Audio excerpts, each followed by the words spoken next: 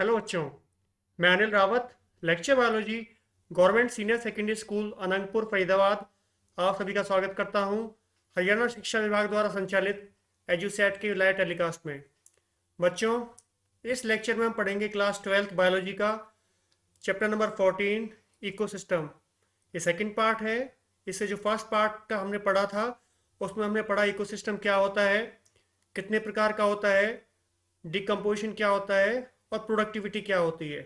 Next इस lecture में हम पढ़ेंगे कि इकोसिस्टम में एनर्जी का फ्लो कैसे होता है, जिसमें जानेंगे हम लोग फूड चेन के बारे में कि फूड चेन क्या होती है, फूड वेब क्या होता है, इकोसिस्टम में किसी भी फूड चेन या फूड वेब में ट्रॉफिक लेवल्स कौन कौन से होते हैं, इकोलॉजिकल पैरामिड्स क्या क्या होते हैं, कितने प्रकार के होते हैं। नंबर एक, pyramid of number, pyramid of biomass and pyramid of energy. तो ये तीन pyramid हैं, इनके बारे में जानेंगे। तो pyramid क्या होता है, एक मैं बता देता हूँ आपको कि एक ट्रायंगुलर शेप जिसका जो बेस होता है वो ब्रॉड होता है और जो अपेक्स होता है वो नैरो होता है, ये pyramid कहलाता है। ठीक है, जिसे कहते हैं pyramid। अब कैसे कैसे शेप होती हैं अलग अलग, चाहे नंबर की बात करें, बायोमास की बात करें, एनर्जी की बात करें, हम डिटेल में जानेंगे। एनर्जी फ्लो कैसे होता है किसी भी इकोसिस्टम में। Except for the deep sea hydrothermal ecosystem, sun is the only source of energy for all ecosystem on earth. अगर जो गहराई में समुद्र हैं उनको छोड़ दिया जाए तो जितने भी इकोसिस्टम अर्थ पे हैं उसमें अल्टीमेट सोर्स जो है एनर्जी का वो सूर्य होता है, सन होता है। सभी जो प्रोड्यूसर्स होते हैं सन से एनर्जी लेते हैं। Of the incident solar radiations, less than 50% of it is photosynthetically active radiations।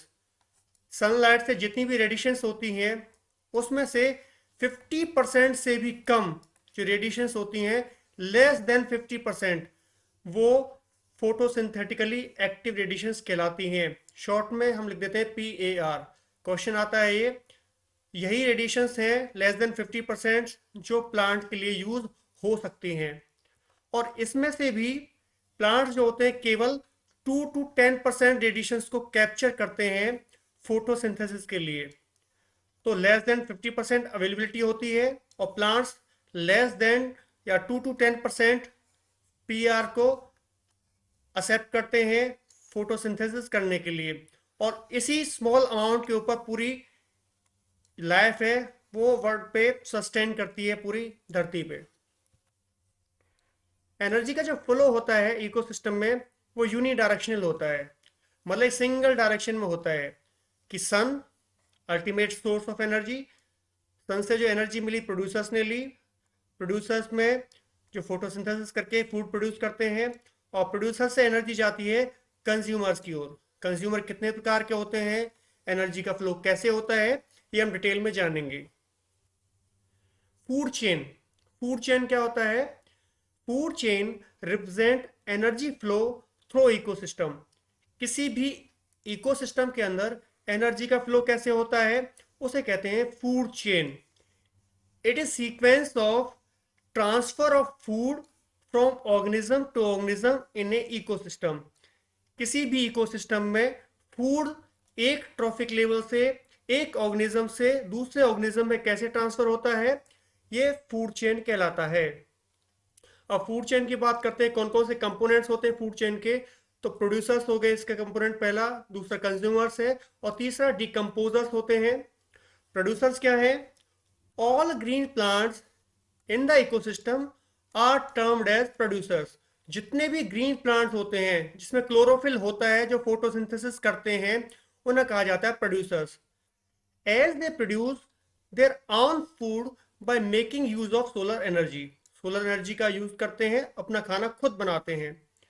All living organisms are dependent on plant for their oxygen and food demand. जितने भी लिविंग ऑर्गेनिजम्स हैं अर्थ के ऊपर, चाहे वो ऑक्सीजन के लिए या फूड के लिए प्लांट्स के ऊपर डिपेंडेंट होते हैं। सेकंड पार्ट है कंज्यूमर। तो जो एनिमल ग्रुप है जो प्लांट्स पे डिपेंड रहता है उसे कहा जाता है consumer. The animals depends on plants for their food, they are known as consumers. अब इसमें भी कंज्यूमर्स में अलग अलग कैटेगरीज हैं।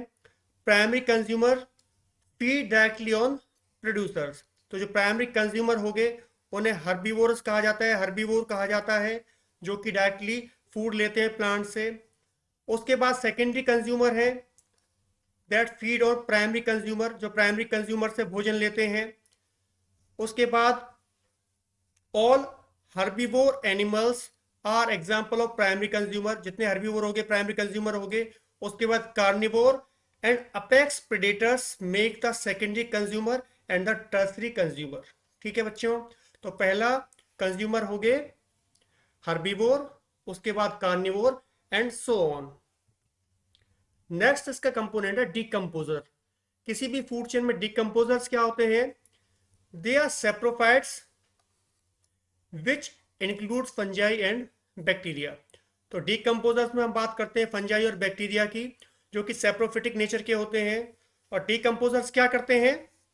जो भी डेड मैटर होता है उसको इनऑर्गेनिक सॉल्वेंट्स में कन्वर्ट कर देते हैं, और इस जो प्रोसेस होता है ये डिकम्पोजिशन कहलाता है। फर्स्ट लेक्चर में इसके बारे में हमने डिटेल में जान लिया कि डिकम्पोजिशन क्या होता है। ये फूड चेन की पिक्चर है। देखिए, फर्स्ट जो लेवल है वो प्रोड्यूसर्स का है, जो कि सनलाइट का यूज करके फोटोसिंथेसिस कर रहे हैं, फूड की सिंथेसिस कर रहे हैं। सेकंड जो लेवल है वो लेवल है हर्बीवोर का, जो कि अपने फूड के लिए डायरेक्टली डिपेंड करते हैं प्रोड्यूसर्स के ऊपर। थर्ड जो लेवल हो गया वो हो गया जी हर्बीवोर का। बाद आता है प्राइमरी कार्निवोर, जो कि अपना फूड लेते हैं हर्बीवोर से। उसके बाद में next category and so on, these all are carnivore. Primary carnivore ये है, सेकेंडरी कार्निवोर ये है, और टर्सरी कार्निवोर या टॉप कार्निवोर ये है। इसके अलावा यहाँ पे डिकम्पोजर दिखा रखा है, बैक्टीरिया फंजाई। जो भी डेड एंड डिकेड पार्ट होता है, डेट्राइटस होता है, उसको डिकम्पोज करता है और न्यूट्रिएंट्स को सॉइल में ऐड ऑन कर देता है। तो ये कंप्लीट फूड चेन। अब फूड चेन कितने प्रकार की होती है? Types of food chain. Food chain mainly of two types. Number one is grazing food chain and second is detritus food chain या सेप्रोफिटिक फूड चेन या डिकम्पोजर फूड चेन। तो पहले बात कर लेते हैं हम लोग ग्रेजिंग फूड चेन क्या होती है, ये समझते हैं। This type of food chain starts from living green plants, goes to grazing herbivore and on to carnivore। तो ग्रेजिंग फूड चेन वो चेन होती है जो प्रोड्यूसर से, ग्रीन प्लांट से तो स्टार्ट होती है, हर्बीवोर एंड कार्निवोर इसके नेक्स्ट स्टेप्स होते हैं। Ecosystem with such type of food chain are directly dependent on an influx of solar radiations या solar energy। तो ग्रेजिंग फूड चेन में जो अल्टीमेट सोर्स होता है एनर्जी का वो सन होता है। उसके बाद जैसे हमने पढ़ चुके, उसके बाद प्रोड्यूसर्स हो गए, उसके बाद हर्बीवोर हो गए एंड कार्निवोर।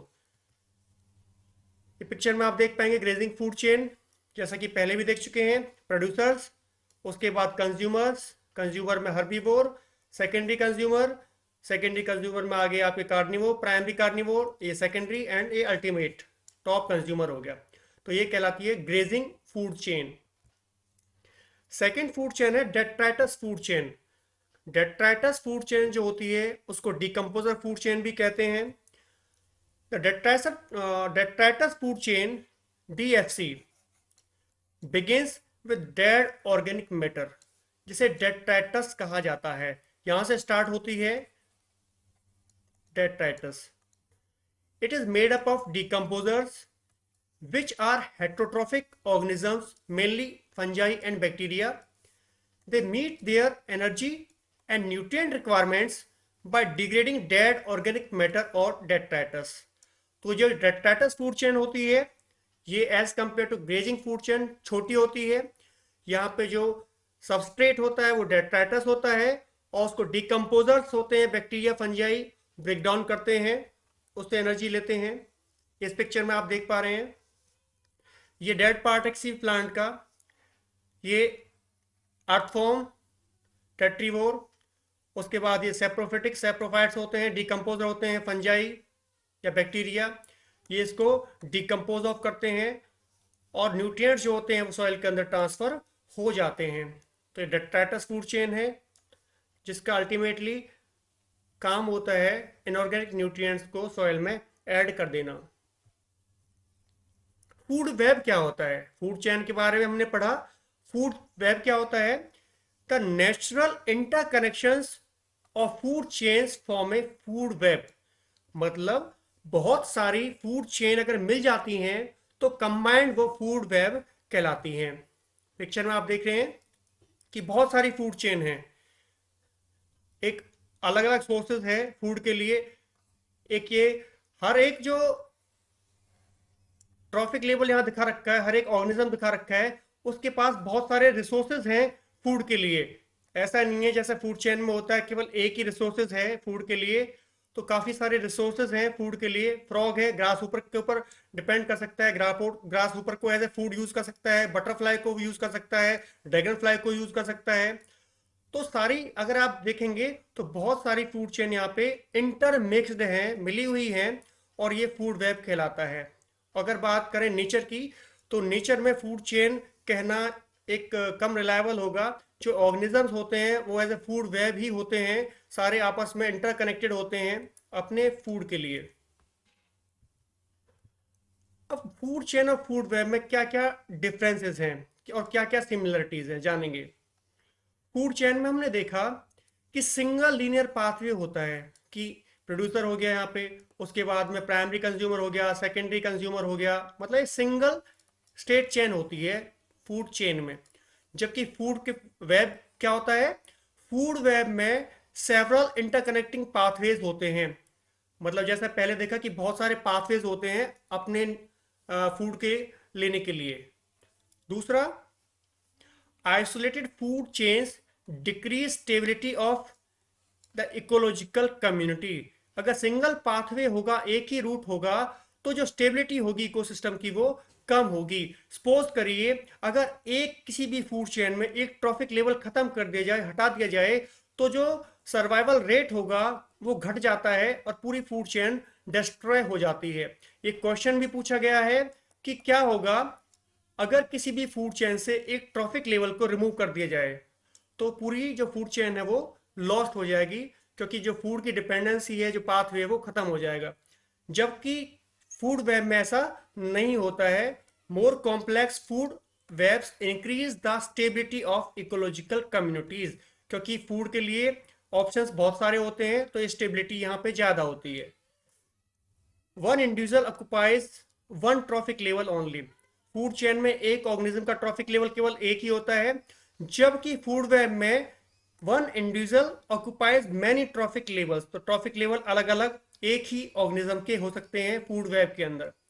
लेस अडेप्टिव होती है, लेस स्टेबल होती है, जबकि फूड वेब मोर या मोस्ट अडेप्टिव होती है, मोस्ट स्टेबल होती है। ये तो डिफरेंसेस हो गए। सिमिलरिटीज क्या है? रिप्रेजेंट करता है कौन किसको खाता है, who eat who. Second, 10% energy passes from one trophic level to another trophic level. ये दोनों में होता है। कैसे एनर्जी पास ऑन होती है एक ट्रॉफिक लेवल से सेकेंड ट्रॉफिक लेवल में, ये हम नेक्स्ट पढ़ेंगे। ट्रॉफिक लेवल क्या होते हैं? किसी भी फूड चेन में trophic level is the position of an organism that it occupies in A food chain. Food chain के अंदर कोई ऑर्गेनिज्म किस लेवल पे है, कहां पर है, वो कहलाता है ट्रॉफिक लेवल। इस पिक्चर में आप देख रहे हैं पहला प्रोड्यूसर है। प्रोड्यूसर फर्स्ट लेवल हो गया, first trophic level, first step हो गया। जैसे सीढ़ियां चढ़ते हैं, पहली सीढ़ी, दूसरी सीढ़ी, तीसरी सीढ़ी, ऐसे ही किसी भी फूड चेन या फूड वेब के अंदर जो पहला लेवल होता है वो प्रोड्यूसर का होता है। ये प्राइमरी लेवल हो गया, इसे कहते हैं ट्रॉफिक लेवल फर्स्ट। सेकंड जो लेवल होता है वो हर्बीवोर का हो जाता है, जिसे प्राइमरी कंज्यूमर कहा जाता है, ये लेवल हो जाता है सेकंड। उसके बाद कार्निवोर या सेकंड कंज्यूमर्स, ये लेवल हो जाता है third trophic level. Tertiary consumers, fourth trophic level. And quaternary consumer या टॉप कंज्यूमर नेक्स्ट या फिफ्थ ट्रॉफिक लेवल हो जाता है। तो ट्रॉफिक लेवल क्या है? किसी भी इकोसिस्टम के अंदर किसी भी फूड चेन या फूड वेब के अंदर जो अलग अलग स्टेप्स हैं प्रोड्यूसर से लेके टॉप कंज्यूमर तक, वो अलग अलग स्टेप ट्रॉफिक लेवल कहलाते हैं। एनर्जी फ्लो कैसे होता है इकोसिस्टम के अंदर कि एक लेवल से दूसरे लेवल पे एनर्जी क्या सारी ट्रांसफर हो जाती है? क्या होता है देखिए, इस पिक्चर में सन अल्टीमेट सोर्स ऑफ एनर्जी सारी अर्थ के लिए। इससे एनर्जी जो मिलती है, जैसे कि हमने देखा पीएआर था, photosynthetic active radiation less than 50% होती हैं। इसकी भी केवल 2 से 10% जो रेडिएशन होते हैं वो प्लांट यूटिलाइज करते हैं फोटोसिंथेसिस करने के लिए। अब प्लांट्स प्रोड्यूसर्स पहला लेवल हो गया, प्लांट्स के सेकंड लेवल है, मान लीजिए सेकंड लेवल है। पहले लेवल से सेकंड लेवल पे जब जाती है एनर्जी, तो मोस्ट ऑफ जो एनर्जी होती है हीट के रूप में डिस्ट्रॉय हो जाती है। एक वैज्ञानिक थे रेमंड लिंडेमैन, उन्होंने 1942 में बताया कि अगर एक ट्रॉफिक लेवल से दूसरे ट्रॉफिक लेवल पे जब जाते हैं तो केवल जो ऑर्गेनिजम्स होते हैं वो 10% एनर्जी को ही यूटिलाइज कर पाते हैं। तो उनके खुद के लिए सर्वाइवल के लिए केवल 10% एनर्जी रहती है। 90% एनर्जी जो होती है वो एज ए हीट लॉस्ट हो जाती है। तो एक ट्रॉफिक लेवल से जब नेक्स्ट ट्रॉफिक लेवल पे हम जाते हैं तो केवल 10% एनर्जी ऐसी होती है जो कोई भी ऑर्गेनिज्म यूटिलाइज कर पाता है, एंड रेस्ट ऑफ 90% वो हीट के रूप में एनवायरमेंट में वापस चली जाती है। तो एनर्जी का फ्लो एक ट्रॉफिक लेवल से नेक्स्ट ट्रॉफिक लेवल पे होता है और वो यूनी डायरेक्शनल होता है। 10% एनर्जी केवल रहती है, 90% एज ए हीट लॉस हो जाती है। ऐसे एनर्जी का फ्लो होता है, और ये हम जब पिरामिड पढ़ेंगे नेक्स्ट उसमें देखेंगे। इकोलॉजिकल पिरामिड्स क्या होते हैं, इसके बारे में चार्ल्स एल्टन ने 1927 में बताया। इकोलॉजिकल पिरामिड क्या होते हैं? These are graphical representations of energy, biomass और number of different organisms in an ecosystem in the form of pyramid is called ecological pyramid। किसी भी इकोसिस्टम के अंदर अगर हम पिरामिड के रूप में ग्राफिकल रिप्रेजेंटेशन करें एनर्जी का, कि हर ट्रॉफिक लेवल पे एनर्जी क्या होगी, बायोमास क्या होगा अलग अलग ट्रॉफिक लेवल पे, या नंबर ऑफ इंडिविजुअल्स क्या होंगे अलग अलग ट्रॉफिक लेवल पे, ये कहलाता है ecological pyramids.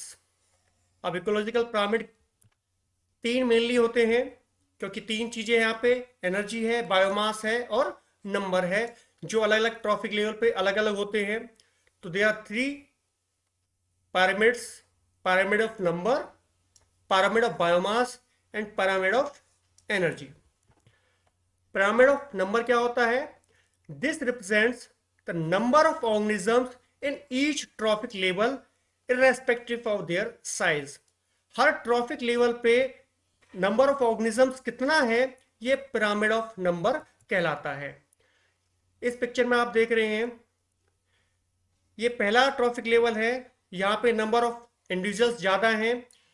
Second trophic level पे गए इंडिविजुअल्स कम हो गए, थर्ड ट्रॉफिक लेवल पे गए और कम हो गए, फोर्थ ट्रॉफिक लेवल या टॉप ट्रॉफिक लेवल पे सबसे कम रह गए।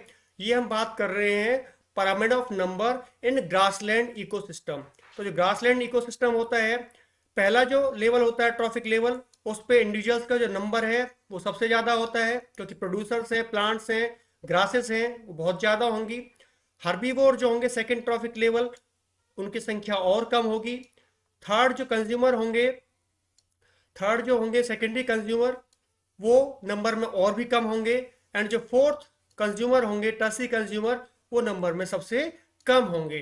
तो ये जो पिरामिड ऑफ नंबर है, ये जैसा दिखाया हुआ है इस तरह का दिखाया देता है।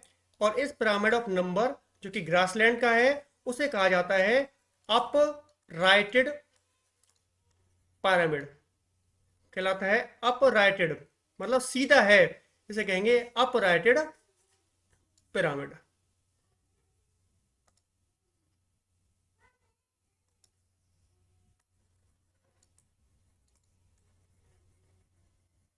Up righted pyramid. ठीक है जी। सेकेंड इसमें हम पढ़ते हैं इन्वर्टेड पिरामिड क्या होता है। अगर ट्री इकोसिस्टम की बात करते हैं तो जो पिरामिड आता है वो इन्वर्टेड आता है। इन्वर्टेड क्या होता है? देखिए, ट्री इकोसिस्टम में क्या होता है, जो प्रोड्यूसर्स है, मान लो ट्री है, वो प्रोड्यूसर्स मान लो यहाँ पे दिखा रखा है एक है। उस प्रोड्यूसर प्लांट के ऊपर जो हर्बीवोर है, प्लांट्स के ऊपर जो मैं कहूँ बर्ड्स हैं, वो बहुत ज़्यादा होंगे। बर्ड्स के ऊपर जो पैरासाइट्स हैं, बर्ड्स के अंदर रहते हैं पैरासाइट्स, उनकी नंबर्स और ज़्यादा होंगे। और पैरासाइट्स के जो हाइपर पैरासाइट्स हैं नंबर में और भी ज़्यादा होंगे। तो जैसे जैसे ट्रॉफिक लेवल बढ़ता जा रहा है यहाँ पे, सेकंड ट्रॉफिक लेवल या थर्ड ट्रॉफिक लेवल या फोर्थ ट्रॉफिक लेवल, वैसे ही नंबर जो है वो नंबर भी बढ़ता जा रहा है। नंबर ऑफ ऑर्गेनिजम्स बढ़ते जा रहे हैं। तो जो शेप आती है इस पिरामिड की वो उल्टी आती है, इसलिए इसको कहा जाता है इन्वर्टेड पिरामिड। और एक क्वेश्चन पूछा जाता है कि जो ट्री इकोसिस्टम होता है उसका नंबर ऑफ पिरामिड इन्वर्टेड क्यों होता है।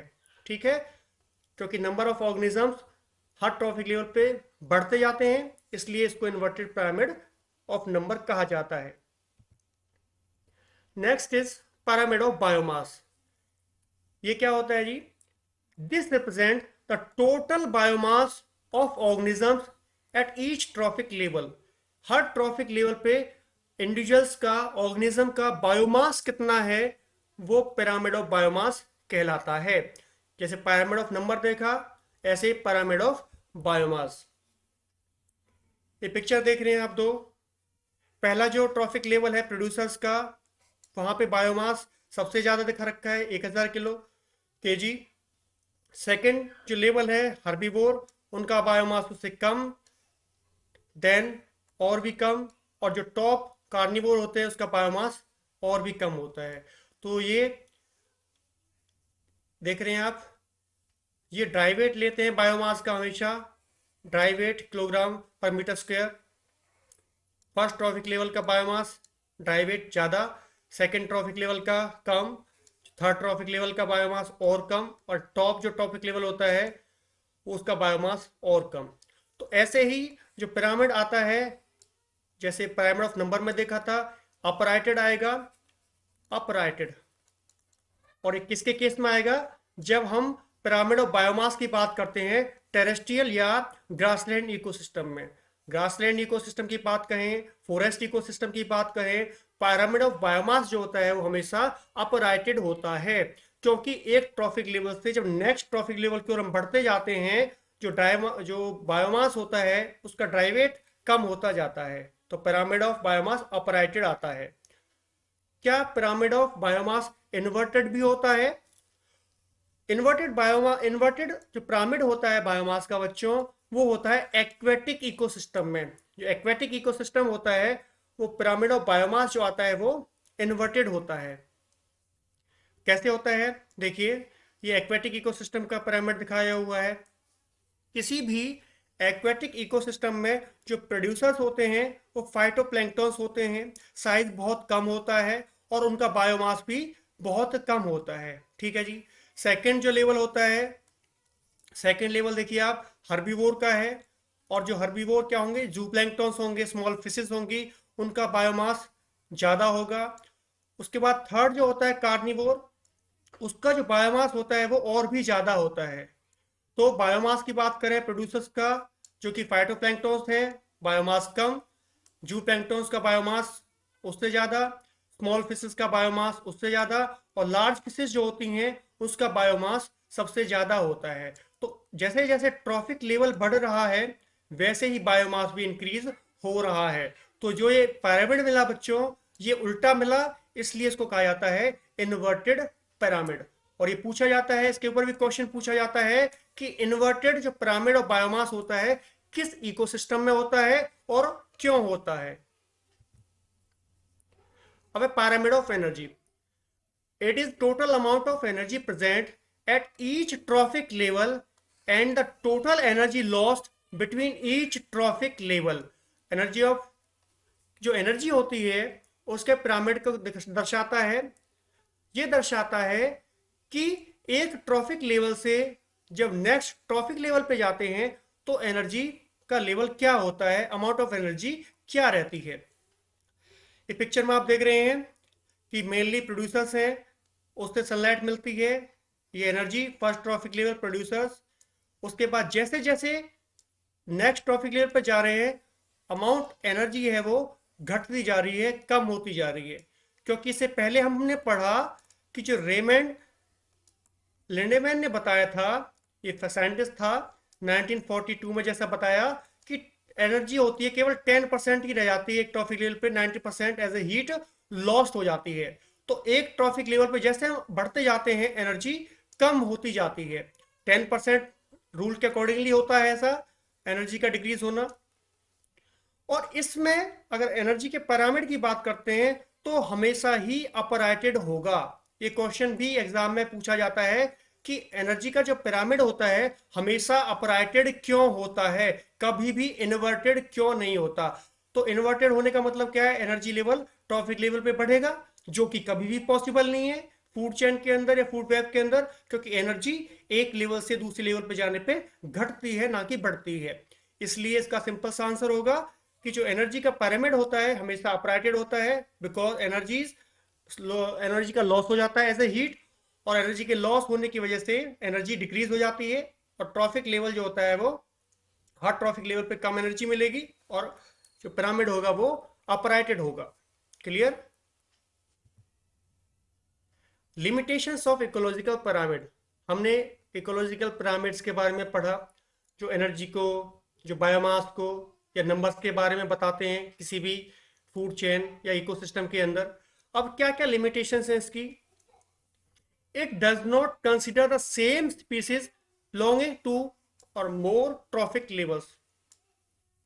पिरामिड्स के अंदर कोई स्पीसीज है जिसका ट्रॉफिक लेवल एक से ज्यादा है, उसके बारे में कोई इंफॉर्मेशन नहीं मिलती है। ये पहली लिमिटेशन हो गई। दूसरा है it is based on simple food chains which hardly exist, it does not accommodate food web. जो पिरामिड्स होते हैं वो केवल फूड चेन को दर्शाते हैं, जो सिंपल फूड चेन हमने देखा जो सिंगल डायरेक्शन में होती हैं, और ऐसा नेचर के अंदर हार्डली एग्जिस्ट होते हैं, कभी इस तरह का ऐसा नहीं होता है, और फूड वेब को इसमें दर्शाया हुआ नहीं है, इसके बारे में कुछ बताया हुआ नहीं है। ये इसकी लिमिटेशन होगी।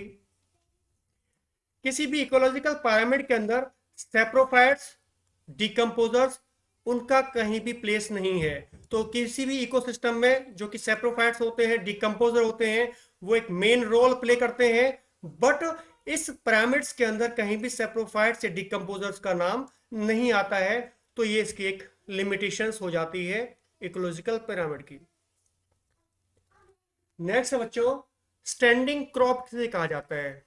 Standing crop, the amount of mass of living material at each trophic level at a particular time is called standing crop।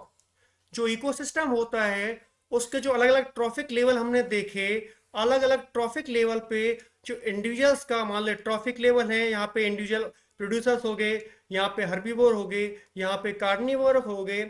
किसी भी पर्टिकुलर टाइम की हम बात करते हैं तो उस पर्टिकुलर टाइम के अंदर कितना बायोमास होगा, कितना बायोमास होगा किसी पर्टिकुलर टाइम पे किसी पर्टिकुलर ट्रॉफिक लेवल में, ये कहलाता है स्टैंडिंग क्रॉप। और जो बायोमास होता है, the standing crop is measured as a mass of living organism या बायोमास और the number of individuals in unit area. और जो बायोमास होता है वो हमेशा पहले बात कर चुके, ये बेटा एक्सप्रेस किया जाता है ड्राई वेट के रूप में। ठीक है जी, मेनली ड्राई वेट के रूप में बायोमास की हम बात कर लेते हैं। तो जो बायोमास रह गया किसी भी पर्टिकुलर टाइम पे किसी भी ट्रॉफिक लेवल के अंदर, वो स्टैंडिंग क्रॉप कहलाता है। तो बच्चों इस लेक्चर में इतना ही था। होपफुली जो चीज़ें आपको बताई अच्छे से आपके समझ में आ गई होंगी। रेस्ट पार्ट जो है वो हम नेक्स्ट लेक्चर में कवर करेंगे।